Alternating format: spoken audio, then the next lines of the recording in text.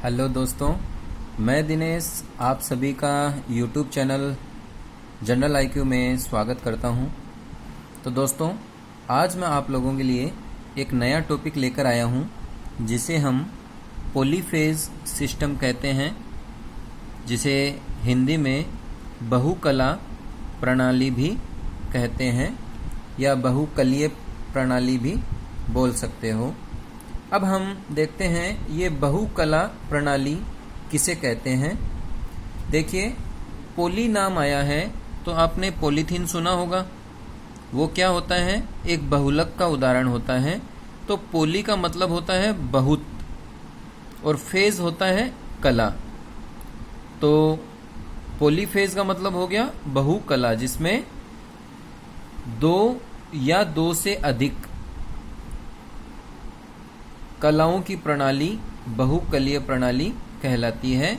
या आप ये भी कह सकते हो जिसमें दो या दो से अधिक फेज हों, उसे पॉलीफेज सिस्टम कहते हैं।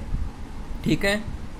अब इसके अंदर क्या होता है, एक खास बात होती है कि इसमें विभव जो होता है, वोल्टेज, जिसे आप वोल्टेज कहते हैं, एवं आवर्ती जो फ्रीक्वेंसी होती है वो क्या होती है? समान होती है। लेकिन इनमें जो फेज जो होते हैं उनमें क्या होता है? फेज डिफरेंस होता है, जिसे आप कला अंतराल भी बोल सकते हो। फेज डिफरेंस होता है। चलिए आगे हम देखते हैं। इस फेज डिफरेंस को हम आगे थ्री फेज सिस्टम जो होता है उसके अंदर देखेंगे। अब देखिए कि नंबर ऑफ फेज जो है, यदि आप फेज बढ़ाओगे तो इसका मतलब क्या होगा? शक्ति जो है वो बढ़ेगी। आप सिंगल फेज और थ्री फेज की बात करोगे तो पावर जो है किस में ज़्यादा होती है? थ्री फेज सिस्टम जो होता है उसमें पावर क्या होती है? ज़्यादा होती है। और कितनी ज़्यादा होती है वो हम आगे देखेंगे। अभी केवल ये देखना है कि यदि सिंगल फेज में पावर P है तो थ्री फेज में पावर क्या होगी? 3P। ठीक है। अब चलिए हम बात करते हैं कि सिंगल फेज जो होता है वो कुछ इस तरह का होता है। देखिए, इसके अंदर मैंने एक फेज लिया है जो क्या है? AC लिया है अल्टरनेटिंग, जिसकी जो टाइम के साथ वैल्यू जो है वो प्लस और माइनस, ये क्या है? ये वोल्टेज है और ये आपका समय है। एक्स एक्सिस जो है, एक्स एक्स जो है उसको मैंने समय से दर्शाया है और वाई एक्सिस जो है वो मैंने विभव को दर्शाया है।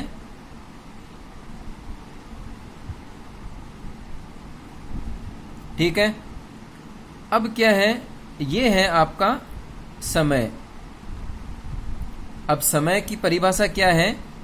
समय की परिभाषा को आप ये कह सकते हो कि यदि जिसमें एक आवर्ती, एक साइकिल, एक चक्कर जो है वो पूरा हो, उसे क्या कहते हैं? समय कहते हैं। और यही जो समय है ये क्या है? आवर्ती भी कहलाता है। आवर्ती क्या होती है? 1/T। इसको आप फ्रीक्वेंसी भी कह सकते हो और टाइम भी कह सकते हो। लेकिन टाइम और फ्रीक्वेंसी में क्या अंतर है? फ्रीक्वेंसी जो होती है वो 1/T समय के इनवर्स होती है। अपने घरों के अंदर जो सिंगल फेज सप्लाई आती है उसकी आवृत्ति क्या रहती है? उसकी 50 हर्ट्ज रहती है। ठीक है। इसको आप ऐसे भी समझ सकते हो। तो समय क्या होगा? 1/50। इसका मतलब ये हो गया कि 1 सेकेंड में 50 बार वो प्लस और माइनस जो है ये पूरा करती है। इसे हम देख नहीं सकते, इसको आप माप सकते हो। इसलिए क्या है, ये क्या है, 1 सेकंड के अंदर 50 बार प्लस और माइनस होती है, इसीलिए हम क्या बोलते हैं, इसको 50 हर्ट्ज बोलते हैं। और यदि इसको आप समय में लिखना चाहो तो 1/50, तो इसका मतलब क्या हो जाएगा, 1/50 का मतलब 1 सेकंड में 1/50 बार ये प्लस माइनस ये चक्कर जो है ये 1 सेकंड में 50 बार चलती है। इसे हम क्या कहते हैं, आवर्ती कहते हैं। और ये क्या है, एक सिंगल फेज जो है एक कला का उदाहरण है, सिंगल फेज सप्लाई। अब हम बात करें बहुकला की, तो बहुकला में आपने 2 फेज और 3 फेज देखा होगा। तो इसके अंदर क्या होता है, देखिए इसको अच्छे से समझना कि मैंने क्या है, ये एक फेज लिया है। अब दूसरा फेज क्या होगा, इससे 120 डिग्री पीछे होगा। और तीसरा क्या होगा, वो क्या होगा, 240 डिग्री पीछे होगा। ये देखिए यहां मैंने ये फेज 1 बताया है, ये फेज 2 है और ये फेज 3 है। इन पर ये विभव है V1, V2 और V3। अब ये V2 जो है ये क्या है, 120 डिग्री क्या है, इस पहले वाले से पीछे है। और तीसरा जो है वो 240 डिग्री पीछे है। इसको आप ओमेगा टी प्लस 120 भी लिख सकते हो, वो हम अभी आगे देखेंगे। तो ये क्या है, मैंने 3 फेज बता दिए। अब इसको आप किस तरह से बनाते हो, ये आपका एक्स एक्सिस पर समय है, वाई एक्सिस पर आपका विभव है, जिसमें ये आपका V1 है। तो V2 क्या होगा, -120 है ना, तो इसका मतलब क्या हो गया, ये पीछे, ये नीचे जो है ना ये माइनस को बताएगा, तो ये क्या है आपका V2 हो जाएगा। अब इसको मैं किस तरह से मिलाऊंगा, ये इस तरह से आगे चलती रहेगी और इसको तीसरे को मैं इस तरह से मिला दूंगा।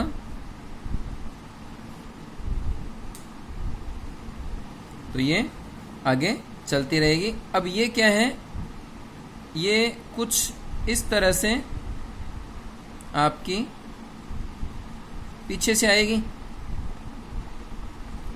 अब देखिए ये एक साइकिल जो है, अब मैं इसको ये बना देता हूं, ये जो एक साइकिल है आपका, ये क्या है, ये टाइम है। एक साइकिल चक्कर लगाने में कितना, 360, पूरा घूम जाएंगे ना, तो कितना हो जाएगा कोण, 360। तो यहां 360 पूरा हो गया। इसका आधा 180, 180 डिग्री, ये 360 है, तो ये आधा क्या है, 180 है। और इसका भी आधा यदि हम करें तो ये क्या है, 90 डिग्री। और 90 और 180 के बीच में 150, तो कुछ यही होगा, ये 120 डिग्री 90 के पास में होगा। तो ये क्या है, -120 डिग्री को बता रहा है। और ये क्या है आपका, +120 डिग्री को बता रहा है। और ये वाला जो फेज है, ये देखिए, ये आपका तीसरा फेज है। ठीक है, तो ये आपका 3 फेज सिस्टम है और ये आपका सिंगल फेज सिस्टम है। और 2 फेज होगा तो उसमें केवल 2 ही फेज होंगे, लेकिन 2 फेज में 180 ना होकर 90 डिग्री का फेज डिफरेंस रहेगा। चलिए अब हम आगे देखते हैं कि ये जो आपका सिस्टम है ये क्या है। ये मैंने R, Y और B 3 फेज बताए हैं। ये जो है आपका V1 के बराबर है, ये आपका V2 के बराबर है और ये आपका V3 के बराबर है। और तीनों क्या है, एक दूसरे से 120 डिग्री फेज डिफरेंस पर हैं। चलिए अब इनका संयोजन जो है वो किस तरह से हो सकता है, क्योंकि 3 फेज जो होता है वो 2 तरह का होता है, जिसमें आप स्टार कनेक्शन और डेल्टा कनेक्शन यूज करते हो। तो देखिए, स्टार कनेक्शन को आप वाई कनेक्शन भी बोल सकते हो और डेल्टा कनेक्शन को आप इस तरह से भी डेल्टा संयोजन भी बोल सकते हो। अब ये जो सिंबल है, ये जो साइन जो मैंने लिखा है वाई और डेल्टा, ये क्या है, कनेक्शन में भी कुछ इसी तरह से यूज होगा। देखिए,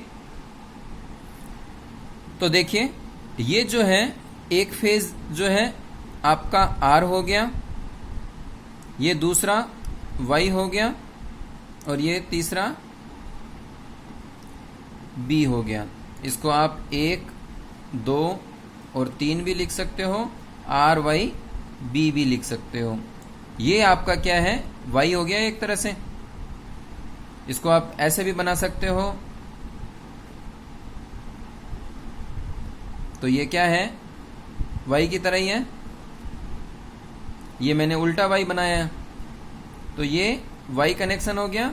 और ये देखिए, ये आपका डेल्टा कनेक्शन हो गया, जिसमें आर, वाई और बी जो है इसके 3 टर्मिनल जो है वो हो जाएंगे। अब देखिए, डेल्टा में और स्टार में आपको एक चीज जो है वो कॉमन मिलेगी।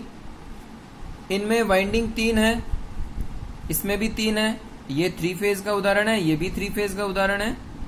लेकिन एक जो अंतर है वो देखिए कि इसमें कोई भी कॉमन टर्मिनल नहीं है।